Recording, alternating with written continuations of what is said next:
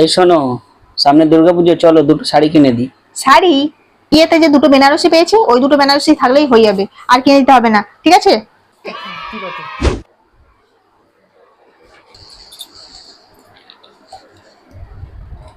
নাও ধরো, এই মাসে হাত খরচা। না না, হাত খরচা দিতে হবে না, আমার লাগবে না, তুমি রেখে দাও তোমার কাছে। তুমি বসো, বরং আমি তোমার জন্য চা করে আনি। আজকে কি বাজার করতে হবে বলো, বাজার করে নিয়ে আসি। না না, তোমার বাজার করতে হবে না, আমি বরং বিকেলে গিয়ে বাজার করে নিয়ে আসবো, ঠিক আছে? তুমি বরং বসো, আমি আসছি।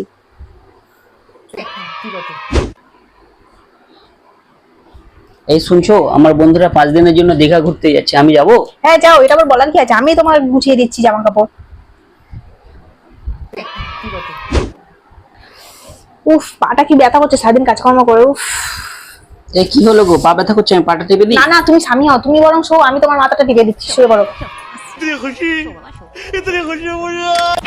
কি গো, শুনতে পাচ্ছ না? শুনতে পাচ্ছ?